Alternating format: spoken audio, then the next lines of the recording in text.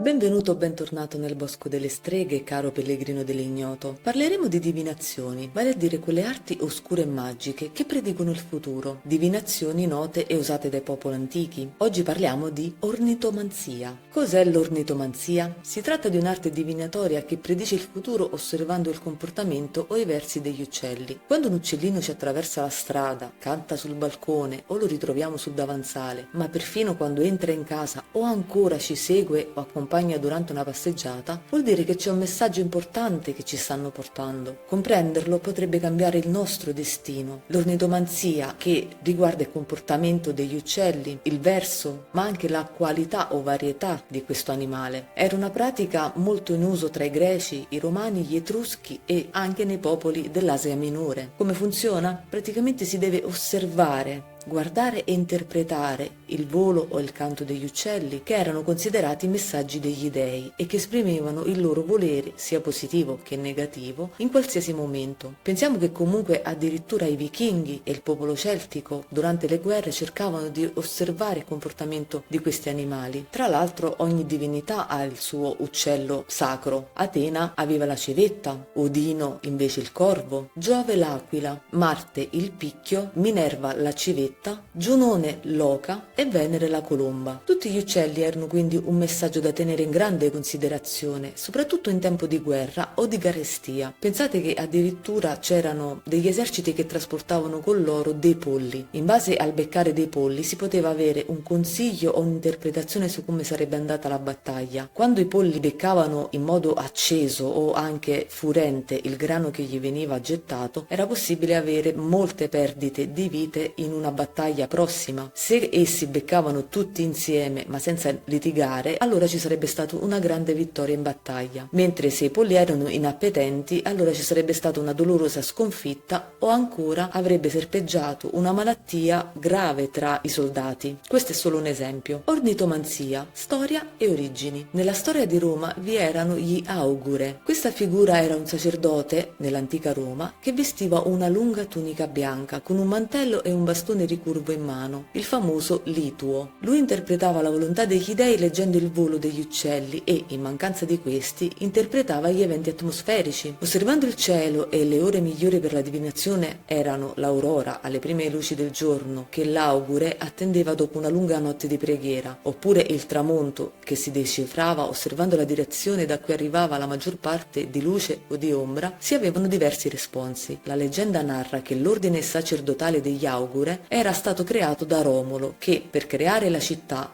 di Roma, essendo in competizione con il fratello Remo, decisero di affidarsi alla volontà degli dei e in particolare al padre Marte, il dio della guerra. Infatti sia Romolo che Remo si narra che fossero i figli di Marte. I due dovevano osservare gli uccelli che gli dei avrebbero inviati. Remo ne vide 6 e Romolo invece 12. Come 12 erano le divinità principali della mitologia originale italica. Se vuoi sapere quali sono le 12 divinità principali della mitologia romana, noi del Bosco delle Streghe abbiamo anche creato un video che puoi trovare sulla nostra pagina YouTube sulle 12 mitologie romane principali. Fu quindi Romolo a tracciare il solco leggendario per la nascita della città di Roma. Da questo nacquero appunto gli augure o auguri. Esistevano poi gli auguri familiari che venivano interpellati per la predizione in famiglia e quelli pubblici che erano importanti per le questioni statali, governativi o per le guerre, ma anche per la pace. La loro arte era chiamata augurio, cioè auspicio, che indica l'arte di interpretare il futuro. A Roma, nel primo periodo della nascita e poi quando si era all'apice dell'impero romano, nessuna decisione politica, militare e perfino economica veniva eseguita senza aver interpretato prima un augure. Perfino la proclamazione di un imperatore non avveniva senza aver ricevuto la giusta predizione. Interpretazione dell'ornitomanzia. Ogni uccello ha il suo significato. Alcuni ritengono che ci sono uccelli che sono esclusivamente di cattivo auspicio, cosa non vera. Ricordiamoci anche che ogni persona ha un suo modo di reagire, quindi c'è chi addirittura teme e non valuta il messaggio divino. Vediamo però come interpretare i significati e dargli la giusta importanza. Il corvo. Il canto del corvo è un gracchiare continuo e indica che c'è qualcuno che parla male di noi, mentre se esso ci osserva e gracchia con un suono sordo molto alto, alto indica che le sue parole non ci nuociono, ma purtroppo vengono dette. Pettirosso. Se vi passa vicino un pettirosso oppure lo vedete in lontananza, allora indica un periodo di solitudine. Se si osserva da lontano avrete un cambiamento spirituale o una crescita personale. Se il pettirosso rimane nelle vostre vicinanze e vi osserva,